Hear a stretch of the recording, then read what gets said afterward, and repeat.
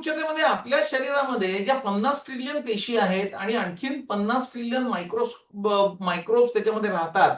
तर एखादा छोटासा ऑर्केस्ट्रा असला त्याला सुद्धा एक कॉन्सर्ट मास्टर असतो की जो हात वर खाली करून काय टोन किती माहिती का इतक्या त्यांच्याबरोबर करोडो दुसरा पेशींमध्ये ऍड करायला. सुसूत्रता, ही जर सुसूत्रता नाही गेली तर वेगवेगळ्या प्रकारचे आजार उद्भवतात.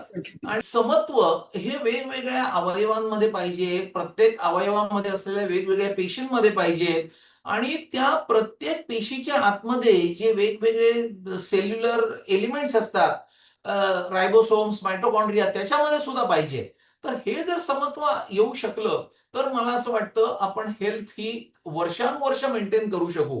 कारण आपण म्हटलं की महाभारताच्या युद्धामध्ये सुद्धा दुर्योधन, भीम, भीष्माचार्य, द्रोणाचार्य यांची काय वय होती? 157, 162 अशी वय होती. आणि आज आपण 30 आणि 40 आणि 50व्या वर्षी वेगवेगळे आजार बघतो. तर याचं कारण ही इम्बॅलन्स हाच महत्वाचा फॅक्टर त्याच्यामध्ये असला पाहिजे. आपल्या शरीरामध्ये जशी सेंट्रल आणि पेरिफेरल नर्वस सिस्टीम आहे तशी ऑटोनॉमिक नर्वस सिस्टीम आहे, आपल्याला माहिती आहे. ऑटोनॉमिक नर्वस सिस्टीम मध्ये दोन ग्रुप्स आहेत, एक एक पॅरासिम्पॅथॅटिक, असे दोन ग्रुप्स आहेत जे डायनामिक इक्विलिब्रियम मध्ये काम करतात. आणि आपण या दोन्ही मधलं जर संतुलन मेंटेन करू शकलो तर मला असं वाटतं की आपण खऱ्या अर्थाने आरोग्य आपलं मेंटेन करू शकू. आणि त्याच्यामध्ये मनाचा खूप मोठा रोल आहे. मगाशी आपण जसं म्हटलं, मन, बुद्धी, चित्त, अहंकार हे अंतःकरण ठरवतं सगळं. आणि त्या अंतःकरणाच्या मागे कुठली तरी एक शक्ती असली पाहिजे. म्हणजे जसं सुरुवातीला आपण बघितलं की फिजिकल मेडिसिन मधून आपण माइंड बॉडी मेडिसिन कडे गेलो, तसं त्याच्या पुढची स्टेप आहे माइंड बॉडी सोल मेडिसिन किंवा माइंड बॉडी स्पिरिट मेडिसिन. म्हणजे जिथे आत्म्याचा संबंध आहे. आपल्याला माहिती आहे भगवद्गीतेमध्ये म्हटलेलं आहे, अव्यक्तानि की भूतानी व्यक्त मध्यानी भारत, की जे अव्यक्त आहे ते अव्यक्तच व्यक्त गोष्टींना कंट्रोल करतंय, व्यक्त गोष्टींना गव्हर्न करतंय. आणि हा जो गव्हर्नन्स आहे याला सो कॉल्ड सायंटिफिक लोक क्वेश्चन करतात की या सगळ्या गोष्टी कुठे दिसतायत का, जे अव्यक्तच नाही ते आहेच कशावरून म्हणायचं. तर ह्या सगळ्याचं डिस्कशन करणारं एक खूप सुंदर पुस्तक आहे, त्याचं नाव आहे proof of haven. It is written by a neurosurgeon from Harvard, professor एबेन Alexander. आणि त्यांनी इतकं डिटेल सुंदर वर्णन केलेलं आहे. ऑक्टोबर 2012चं पब्लिकेशन आहे प्रूफ ऑफ हेवन. हे सगळ्यांनी वाचलं पाहिजे. आणि आपण वेस्टर्न लोकांचं कॉपी करायचा प्रयत्न करतो, पण आपल्याच आध्यात्मिक पुस्तकांमध्ये काय सांगितलंय, आपण जेव्हा क्वेश्चन करतो की अव्यक्त आहे की नाही, ते व्यक्त्याला कशावरून कंट्रोल करताय. तर विद्यारण्य मुनींचं पंचदशी जी आहे त्याच्यामध्ये सगळ्या प्रमाणांची सखोल चर्चा केलेली आहे. की आपल्या सगळ्यांना माहिती आहे प्रत्यक्ष प्रमाण आपण जे पंच ज्ञानेंद्रियांनी अनुभवतो, डोळ्यांनी बघतो कुठे आग लागलेली आहे तर आपण वी गेट कन्व्हिन्स की तिकडे आग लागलेली आहे, प्रत्यक्ष प्रमाण आहे. अप्रत्यक्ष म्हणजे काय? यत्र धूमा तत्र अग्नी, लांबून कुठेतरी धूर दिसतोय म्हणजे आग लागलेली असावी. यत्र धूमा तत्र अग्नी हे अप्रत्यक्ष प्रमाण आहे. पुढचं आहे परोक्ष प्रमाण, की जे पर अक्ष दुसऱ्याच्या डोळ्यांनी दिसलंय. म्हणजे आपल्या बरोबरच्या सगळ्यांनी केली नसेल पण 4 लोकांनी जर कैलास मानस सरोवराची यात्रा केली तर वी टेंड टू बिलीव्ह देम की मानसला असं असं आहे, कैलासावर असं असं आहे, आपण त्यांच्यावर विश्वास ठेवतो. आपण असं म्हणत नाही की कशावरून त्यांनी बघितलंय म्हणजे ते असलंच पाहिजे असं आपण मान्य करतो. त्याच्या पलीकडचं एक प्रमाण आहे अपरोक्ष, म्हणजे दुसऱ्याच्या डोळ्यांनी दाखवता येत नाही. फॉर एक्झाम्पल आपल्याला जर स्वप्न पडलं तर दुसरा माणूस असं म्हणू शकत नाही की मला ते दाखवच, तू जर नाही दाखवलंस तर आय विल नॉट बिलीव्ह, म्हणजे तू खोटंच बोलतोय, स्वप्न तुला पडलंच नाही. स्वप्न तर पडलेलं असतं पण ते दाखवता येत नसतं कारण ते अपरोक्ष असतं, ती अनुभूती असते. आणि आध्यात्मिक अनुभूती जी आहे ही अपरोक्ष अनुभूती आहे. त्याच्यामुळे सायन्स हॅज लिमिटेशन्स.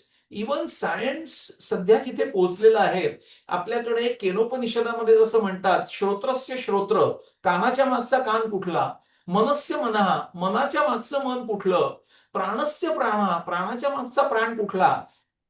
आपण असं म्हणतो की मनात येणारा प्रत्येक विचार जो आहे that corresponds to activation of a neuronal circuit.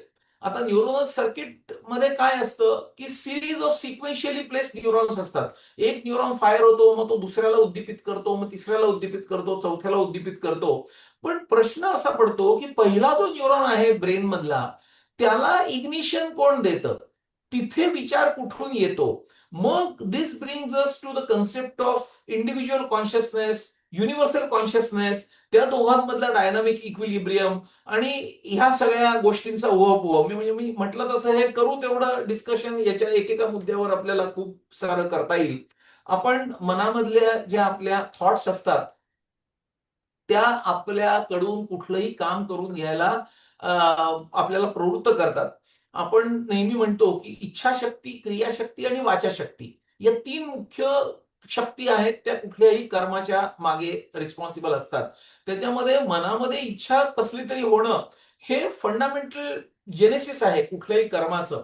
कारण आपण कुठलंही कर्म काहीतरी उद्देशाने करतो. म्हणजे अगदी छोटं-छोटं गोष्ट आपल्याला समजा तहान लागली की आपण उठतो आणि पाणी पितो. मग खूप जर गरम असलं तर आपल्याला गार पाणी फ्रीजमधलं प्यावंसं वाटतं. खूप थंडी असली तर आपल्याला कोमट पाणी प्यावंसं वाटतं. आपल्याला भूक लागली की आपल्याला अन्न ग्रहण करावंसं वाटतं. मग आपण चर्चा करतो की अन्नाचा कुठला प्रकार खावा, काय खावं, काय खाऊ नाही. तर कुठल्याही मोमेंटला कर्माशिवाय जीवन नाहीच आहे. कर्म हे असतंच. तर मग त्या कर्माच्या मागची इच्छा कुठली? म्हणजे वासना कुठली? कुठली वासना चांगली, कुठली वासना वाईट आणि आपलं मन हे चांगल्या वासनांनी जर भरलं, तर आपला न्यूरोकेमिकल बॅलन्स कसा मेंटेन होईल आणि हे सगळं गव्हर्न कोण करतं आणि कोणी जर गव्हर्न करणारा असेल, तर हे आपण कंट्रोल कसं करायचं आपल्या स्वतःच्या फायद्यासाठी. कारण शेवटी गोल कुठल्याही कर्माचा आहे सुख, समाधान, शांती मिळवण्यासाठी. पण युज्युअली काय होतं, की आपण सुख, समाधान, शांती बाहेरच्या कुठल्यातरी गोष्टीमध्ये मिळवायला जातो आणि मग आपलं मन अशांत होतं, टर्ब्युलंट होतं. त्याच्यामध्ये अनेक खळबळजनक गोष्टी घडतात. आपल्याला एक नवीन कार घ्यायची आहे. दुसऱ्याने त्याच्यापेक्षा मोठी कार घेतली. आपलं मन टर्ब्युलंट झालं. आता ते प्रसन्न करण्यासाठी आपल्याला फंडामेंटल गोष्टी काही समजून घ्यायला पाहिजेत, की खरं जे सुख, समाधान, शांती आहे, ते बाहेरच्या गोष्टींमध्ये नाहीच आहे. मटेरियल गोष्टींमध्ये नाहीच आहे. म्हणजे एक जुनी गोष्ट आहे जी आमची आजी आम्हाला सांगायची, की एक म्हातारी बाई शिवणकाम करत असते आपल्या झोपडीमध्ये आणि ती अचानक बाहेर येते. रात्रीच्या वेळी जो स्ट्रीट लाईट असतो त्याच्या खाली ती आपली सुई शोधायला लागते.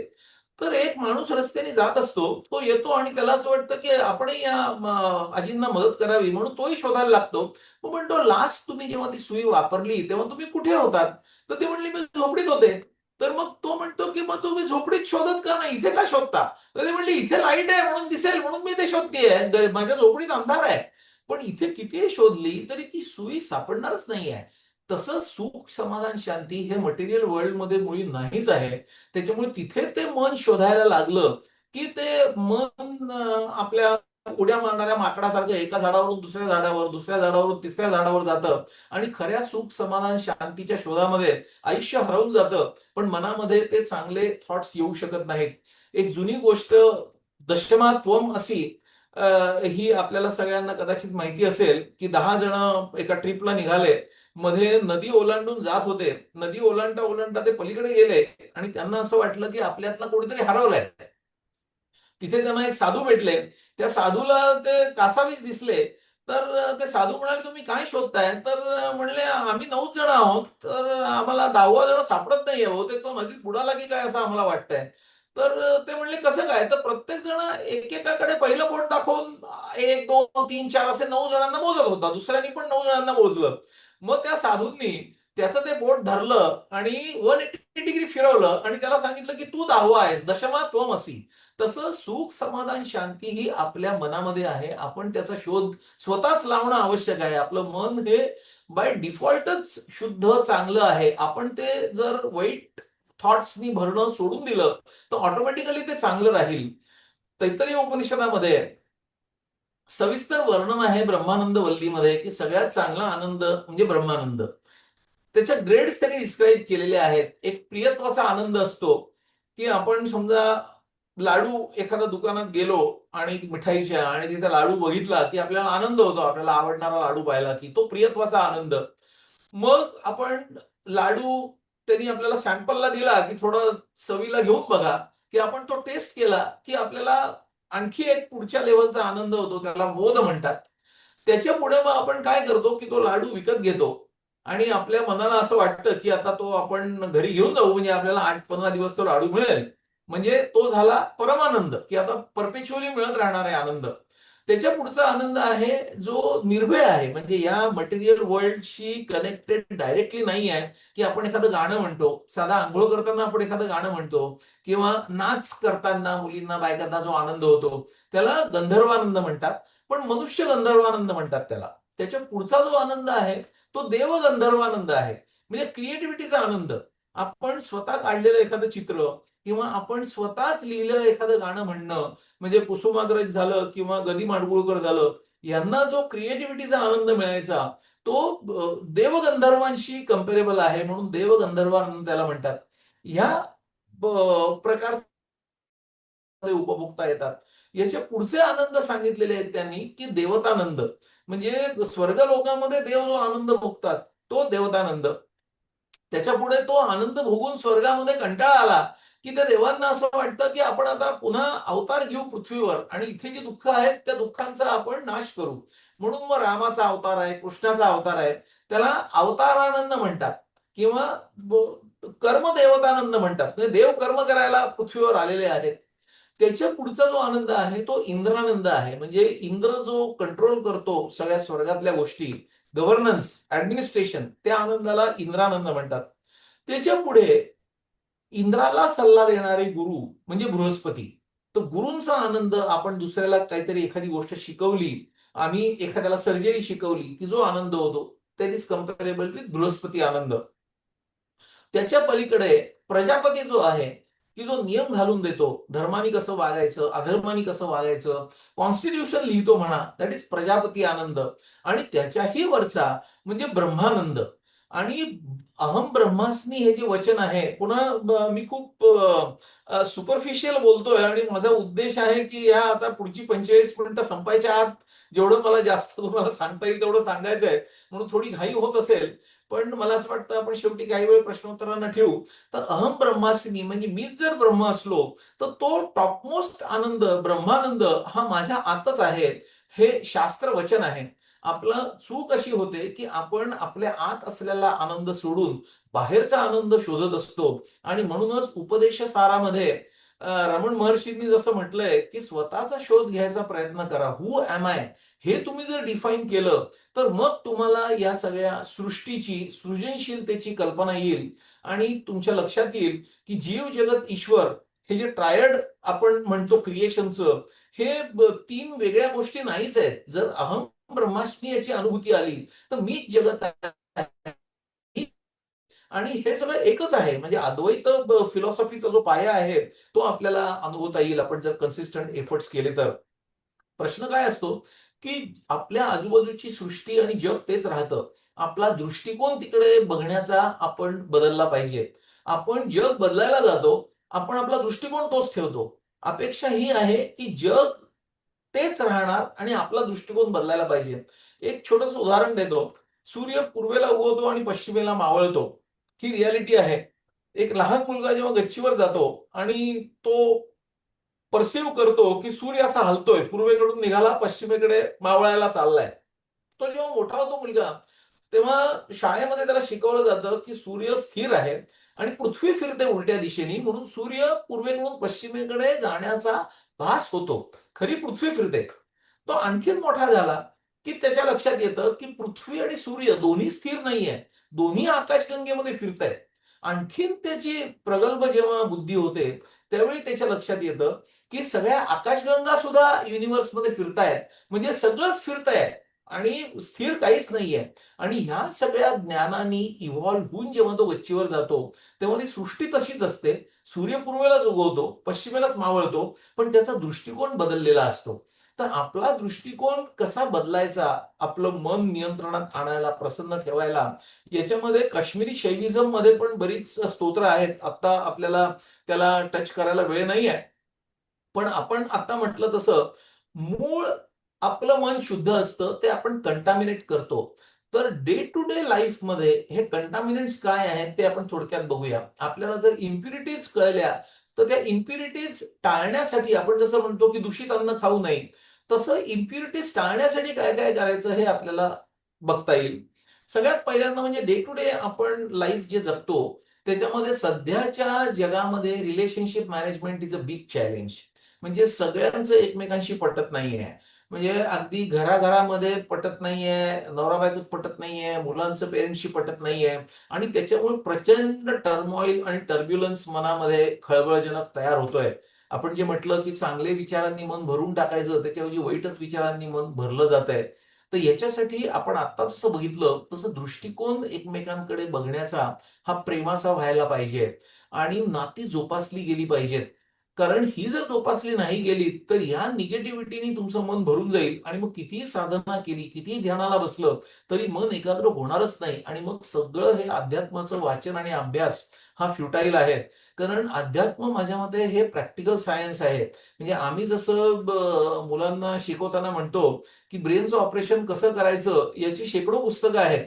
पण अगदी हजारो पानं वाचली आणि या पुस्तकाच्या अमक्या पानावर अमकं लिहिलेलं आहे असं म्हटलं आणि ॲक्चुअली पेशंटचा मेंदू उघडल्यानंतर जर रक्तस्राव थांबवता आला नाही, तर या सगळ्याचा काहीच उपयोग नाहीये. ह्या प्रॅक्टिकल सायन्सेसचं इम्प्लिकेशन सगळ्यात महत्त्वाचं आहे. त्याच्यामुळे पुस्तकं, आपली ही चर्चा, आपल्या या मीटिंग्स ही सगळी माध्यमं आहेत. शेवटी आपण ती अनुभूती जोपर्यंत घेत नाही, तोपर्यंत आपली स्वतःची प्रगती होणं अशक्य आहे. त्याच्यासाठी आपला पर्स्पेक्टिव्ह इतरांकडे बघण्याचा नम्रपणाचा पाहिजे, रिस्पेक्टफुल पाहिजे आपण दुसऱ्याबद्दल.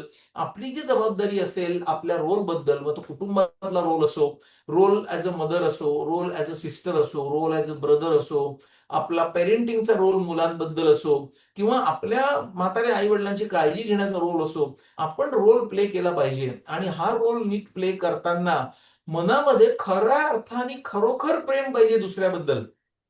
आजकाल खूप वेळा आपण बघतो, की खोटं प्रेम दाखवतात. पण खरं प्रेम किती आहे, हे त्यांचं त्यांना स्वतःला मनाला माहिती असतं. अशा लोकांचं मन हे दूषित असतं आणि त्यांना खऱ्या अर्थाने मनकरारे प्रसन्न हे कधीच जमणार नाही, जोपर्यंत ते ह्याच्यामध्ये चेंज आणू शकत नाहीत.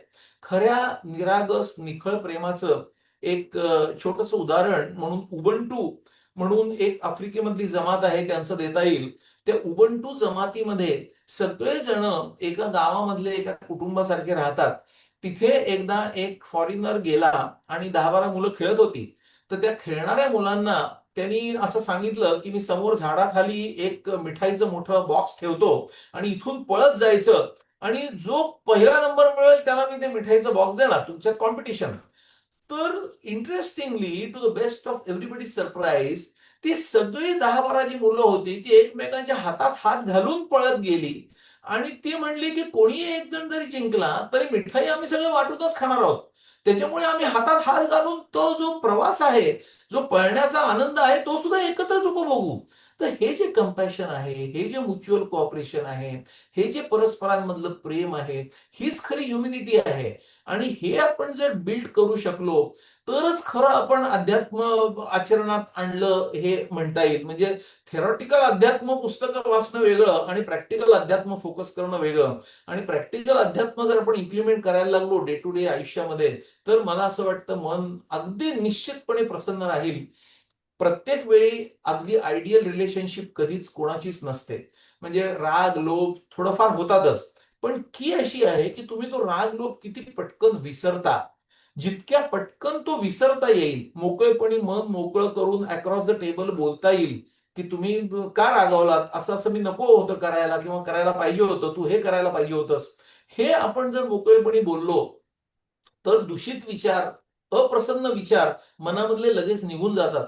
पण दुर्दैवाने असं आपण करत नाही आणि तसं न केल्यामुळे अनेक वर्ष आपण ज्या रिलेशनशिप मेंटेन करतो, त्या कधी-कधी अगदी छोट्याशा गोष्टींनी आपण त्या घालवून बसतो आणि जसं एखादा चित्रकार चित्र काढतो की नाही, की आपणही लहानपणी शाळेमध्ये काढायचो, की आधी एक डोंगर काढायचो, मग त्याच्यातून उगवणारा सूर्य काढायचो, मग आकाशात पक्षी काढायचो, मग एखादी छोटीशी वाहताना नदी काढायचो, त्याच्यामध्ये एक नावाडी काढायचो, त्याचं एक वल्ह काढायचो, 2 माणसं बसलेली काढायचो त्याच्यामध्ये आणि असं जसं चित्र इव्हॉल्व होतं, तसं relationships do get evolve gradually.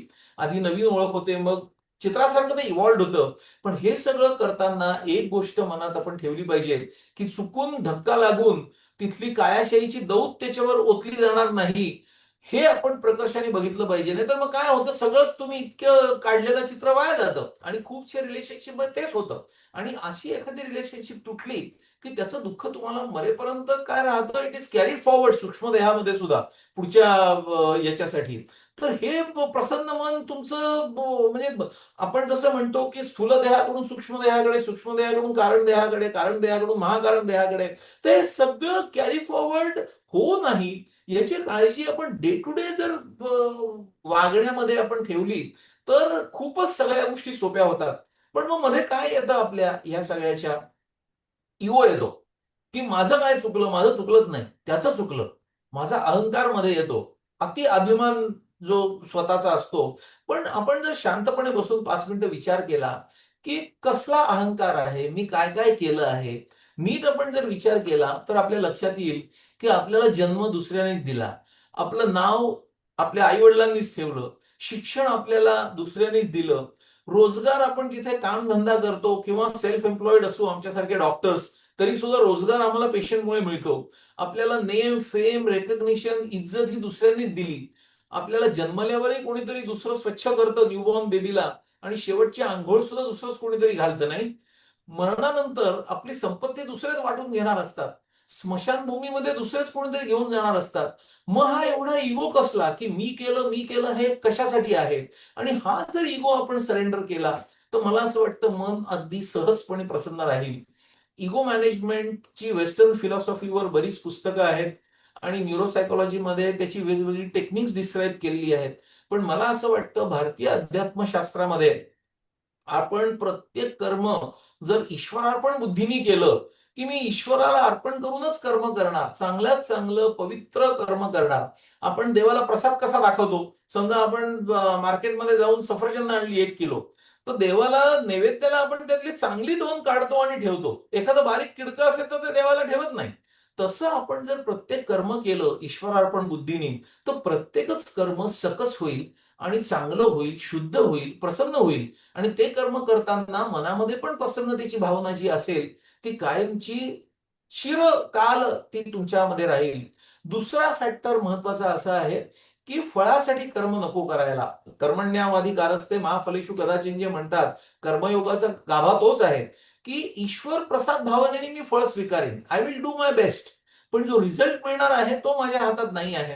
म्हणजे मी एम-बी-बी-एसच्या मुलांना शिकवताना नेहमी म्हणतो, की आपण चांगल्यात चांगलं ट्रीटमेंट देणं हे आपलं काम आहे. एकच एकच ऑपरेशन थिएटरमध्ये एकच सर्जन 10 पेशंट्सवर करतो. त्याच्यापैकी 8 एकदम छान होतात, एखादा दगावतो आणि एखादा काही मॉर्बिडिटीनी बाहेर येतो. म्हणजे त्याला पॅरालिसिस राहतो समजा थोडासा. तर हे सगळं कसं होतं? या सगळ्यामध्ये खूप मोठं कार्मिक डायनामिक्स इन्व्हॉल्व्ड असतं. पण आपल्या हातात काय असतं, की ईश्वरार्पण बुद्धीने कर्म करायचं आणि ईश्वर प्रसाद भावनेने ते फळ ॲक्सेप्ट करायचं. आणि हा प्रॅक्टिकल कर्मयोग आहे आणि हा जो माणूस करू शकेल, त्याचं मन हे निश्चितपणे कायम प्रसन्नच राहणार.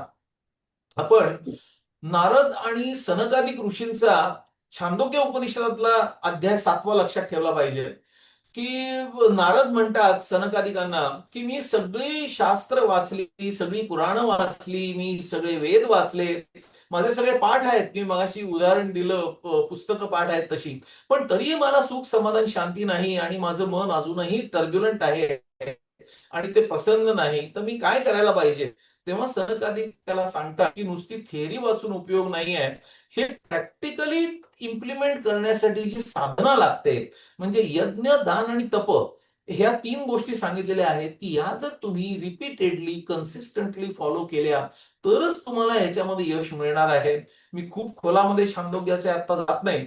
पण भजनमध्ये सुद्धा सुरुवातीच्या काही श्लोकांपैकीच आहे, की भज गोविंदम, भज गोविंदम मूढमते, संप्राप्ते सन्निहिते काले नाही नाही रक्षती डुक करणे. तुम्ही व्याकरण, छोट्या-छोट्या गोष्टींचा कीस काढणं, अनालिसिस करणं, हे तुम्ही अप टू सम एक्सटेंट त्याची व्हॅल्यू आहे. म्हणजे आपण जशी षटदर्शनाचा अभ्यास करतो, त्याच्यामध्ये लॉजिक डिस्कस होतं, प्रोज अँड कॉन्स डिस्कस होतात. पण या सगळ्याच्या पलीकडे जाऊन शेवटी पुस्तकं मिटून ठेवूनच आम्ही ऑपरेशन थिएटरमध्ये बसतो ऑपरेशन करायला. तिथे पुस्तकं उघडून एक एक स्टेप वाचत नाही. कारण नाही तर ऑपरेशन सक्सेसफुल होणारच नाही.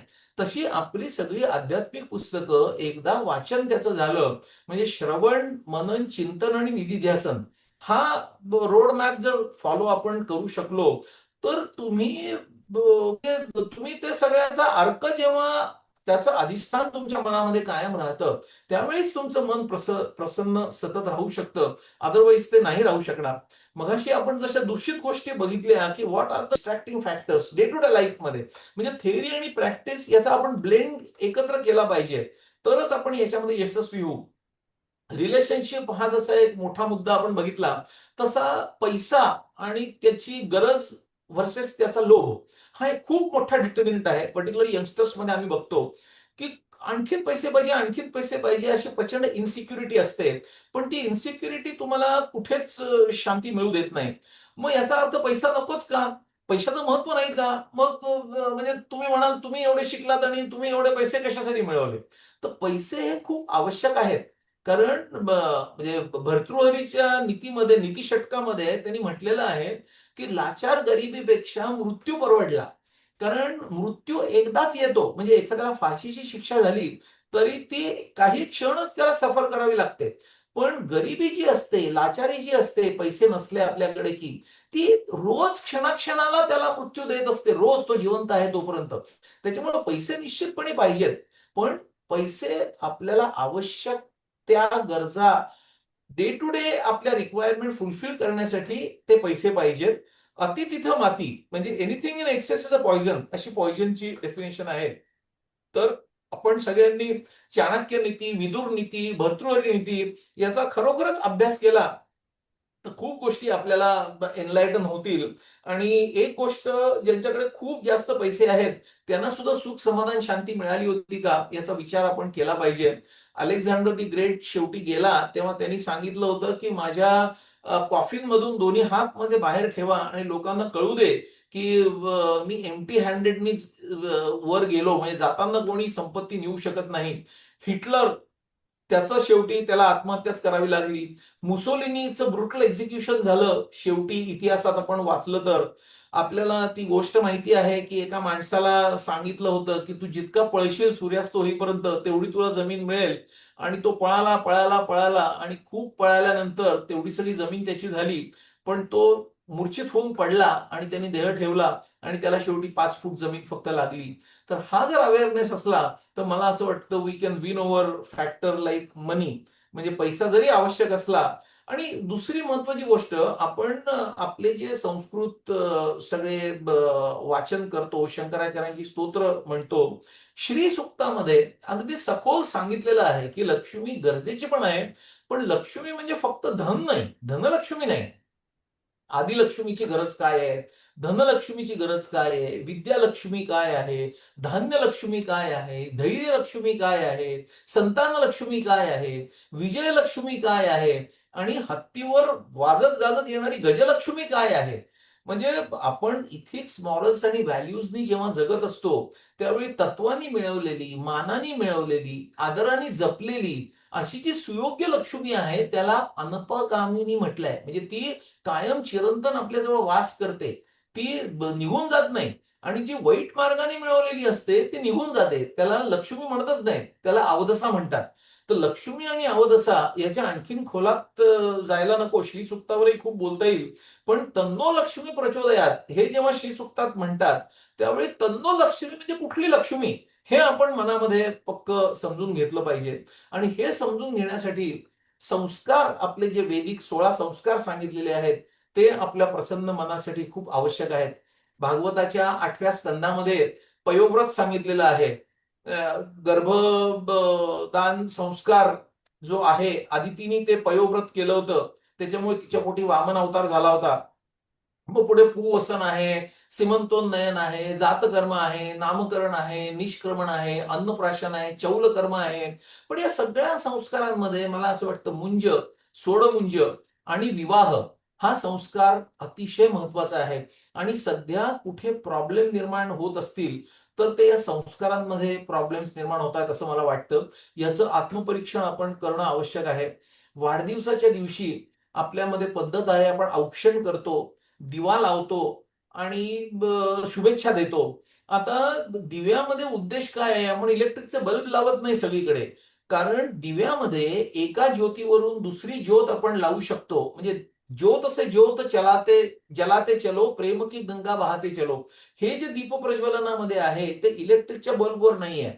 आणि आज आपण जे बघतो की केकवर दिवे लावून त्याला फुंकर मारून दिवे विझवतात. हे आपल्याला मनाला पटतं का? आपण आपल्या संस्कृतीपासून, संस्कारांपासून दूर जातोय का? नुसते विझवतच नाहीत, तो केक काढून चेहऱ्याला फासतात. मग हे आपल्याला पटतं का? आर अवर म्हणजे पेरेंट्स हॅपी? आणि सध्याच्या पिढीतले जर पेरेंट्स हॅपी असतील तर मग ते आपण बदलण्यासाठी आपण काही संस्कार करतोय का? याचा आपण विचार केला पाहिजे. मला असं वाटतं मी एक 7-8 मिनिटं बोलतो म्हणजे मग प्रश्नोत्तरांना वेळ राहील. मनाच्या प्रसन्नतेसाठी आणखीन एक महत्वाचा घटक म्हणजे असं म्हणतात, "यथो अन्नम तथो मनः." आपण जे अन्न खातो ना, तसं आपलं मन बनतं.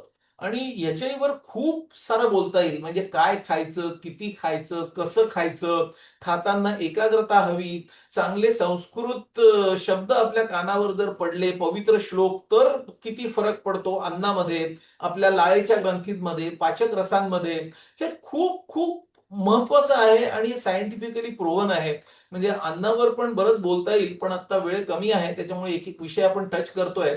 पण गृहिणी पूर्वी जी घरातली अन्न शिजवायची आणि in stark contrast to that, आज जे सकाळ संध्याकाळ आपलं स्विगीवरून मागवलं जातं, तर किती पर्सेंट घरांमध्ये गृहिणी अन्न बनवतात, त्यावेळी संस्कृत श्लोक उच्चारतात, त्यांच्या भावना त्या अन्नामध्ये ओततात आणि मग त्या अन्नाचा जो कस आहे, तो खरंच त्या क्वालिटीचा आहे का? आणि तसा जर नसेल, तर मग आपलं मन हे खरंच प्रसन्न राहू शकेल का? हा विचार करण्यासारखी गोष्ट आहे. पुन्हा मनाचे श्लोक आठवतात रामदास स्वामींचे. "जनी भोजनी नाम वाचे वदावे, अति आदरे गद्य घोषे म्हणावे." अतिशय आदराने आपण नाम घेत घेत जर अन्न सेवित गेलो, तर आपलं मन हे निश्चितपणे प्युअर मन होऊ शकेल. "हरी चिंतने अन्न सेवित जावे, तरी श्रीहरी पावी जेतो स्वभावे." समर्थांनी सांगून ठेवलंय. आपल्याला फक्त ते ऐकण्याची गरज आहे. आणि या जुन्या संस्कारांना आपण जर महत्त्व द्यायला लागू आणि ते मोर दॅन प्रोव्हन आहे माझ्या मते. म्हणजे अनेक कथा मनामध्ये येतात, अनेक गोष्टी मनामध्ये येतात. आम्ही इंदोरला माझं भाषण होतं. त्यावेळी उज्जैनच्या जवळ सांदीपनी ऋषींचा आश्रम आहे, जिकडे बलराम आणि श्रीकृष्ण होते. तिकडे गेलो. तिकडे मोठं असं म्युझियम सारखा गोष्टी भिंतीवर कोरून ठेवलेल्या आहेत. तिथे अशी एक कथा आहे, की शेवटी जेव्हा त्यांचं शिक्षण झालं, तेव्हा सांदीपनी ऋषींना ते आशीर्वाद घ्यायला गेले आणि म्हटले, की "तुम्हाला काय गुरुदक्षिणा देऊ?" त्यावेळी सांदीपनी ऋषींनी सांगितलं, की त्यांच्या मुलाला शंकासूर राक्षसाने पळवून नेलं होतं आणि त्याला तो मारून टाकणार होता. तर त्याला यमाच्या तावडीतून तुम्ही सोडवून आणा. तर ते दोघं जण जाऊन त्यांनी पराक्रमाने सोडवून आणलं आणि सोडवून आणल्यानंतर मग सांदीपनी ऋषी म्हणले, की "मी तुम्हाला काय आशीर्वाद देऊ सांगा?" तेव्हा कृष्ण आणि बलराम दोघं म्हणले, की गुरुवर्य आम्हाला तुम्ही सगळं दिलंय, तुम्ही एवढी विद्या दिली आहे, आता आणखीन तुम्हाला काय तुम्ही हवा तो आशीर्वाद द्या." त्यावेळी सांदीपनींनी आशीर्वाद त्यांना दिलाय, "तिलकम विप्र हस्तेन मातृहस्तेन भोजनम." म्हणजे ब्राह्मणाच्या कडून तुला तिलक लावून घेऊ द्या तुम्ही कायम आणि आईच्या हातचं तुम्हाला जेवण मिळू द्या. पिंडम पुत्र हस्तेन न भविष्यती पुन्हा पुन्हा. तर आईच्या हातच्या जेवणाचं हे महत्व आहे. हे आपण आपल्या मुलांवर संस्कार रुजवतोय का? आणि ते जर रुजवत नसू, तर ते त्यांच्या मुलांवर मग कितपत रुजवू शकतील? हा सगळा अंतर्मुखून विचार करण्याचा प्रश्न आहे. आपल्या लोकांनी जास्त विचार करण्याचा हा प्रश्न आहे. मी जगभर फिरत असतो आणि सगळीकडे मला असं जाणवतं, की त्या लोकांना आता संस्काराचं महत्त्व वाटतंय आणि दुर्दैवाने आपल्या लोकांना त्याचं महत्त्व नाहीये. आता मी मध्ये वर्ल्ड स्ट्रोक कॉन्फरन्सला माझं प्रेझेंटेशन होतं. तर मी इंचिऑन एअरपोर्टला गेलो होतो कोरिया, सेऊल. ते one of the best airports in the world आहे आणि तिथे माझ्या फ्लाइट गेटच्या जवळ मी थांबलो होतो. थोडासा वेळ होता. तर मला तिथे 5 ते 5,500 स्क्वेअर फुटावर त्यांचं कोरियन कल्चरचं म्युझियम दिसलं आणि त्यांनी इतकं सुंदर तिथे म्युझियम बनवलेलं आहे, की त्यांना अभिमान आहे. ठिकठिकाणी त्यांना अशी म्युझियम्स उभारावीशी वाटतात. तसा आपल्याला आपल्या संस्कृतीचा अभिमान आहे का? आपल्याला आपल्या कुटुंब व्यवस्थेचा अभिमान आहे का? आपल्याला एकमेकांबद्दल प्रेम आहे का? पूर्वी जी एकत्र कुटुंब पद्धती होती ती आता न्यूक्लिअर फॅमिलीज झाल्या. न्यूक्लिअर फॅमिलीज झाल्यावर आता लोकं एक-एकटी आणखी राहायला लागली. म्हणजे आयरनी अशी आहे, की युनायटेड नेशननी आता ह्या सगळ्याचं महत्त्व लोकांना पटावं याच्यासाठी 15 मेचा दिवस हा आंतरराष्ट्रीय कुटुंब दिवस म्हणून साजरा करायचं ठरवलंय, की एकत्र राहा. कुटुंबाचं महत्त्व काय आहे? तर कुटुंब जर नसेल ना, तर त्याचे खूपच तोटे आहेत. म्हणजे त्याच्यावर पुन्हा कुटुंब व्यवस्थेबद्दल 1 तास बोलता येईल एवढा तो मोठा विषय आहे. पण कुटुंब व्यवस्थेचं जे फाउंडेशन आहे, कुटुंब कुठे सुरू होतं? लग्नापासून सुरू होतं. लग्न, मग मुलं-बाळं, मग ते कुटुंब वाढतं. तर आज लग्न हा सगळ्यात महत्त्वाचा संस्कार मला का वाटतो, की लग्नाचा संस्कार आपल्याकडे इतका सुंदर आहे. आधी कन्यादान आहे, की ही कन्या मी कशासाठी तुम्हाला दान करतोय याच्यावरचे श्लोक आहेत. पुढे पाणिग्रहण आहे, की मी ते दान एक्सेप्ट केलेलं आहे, असं तो नवरा म्हणतो. त्याच्यानंतर लाजा होम आहे. हा लाजा होम सुद्धा इतका मीनिंगफुल आहे आणि तो अग्नीला साक्षी ठेवून आहे. म्हणजे आपण मगाशी म्हटलं तसं पावक अग्नी, जातवेद अग्नी याला साक्षी ठेवून तो लाजा होम आहे आणि त्याच्यानंतर सप्तपदी आहेत. त्या सप्तपदीच्या सुद्धा 60 श्लोकांमध्ये खूप महत्त्वाचे संदेश दिलेले आहेत.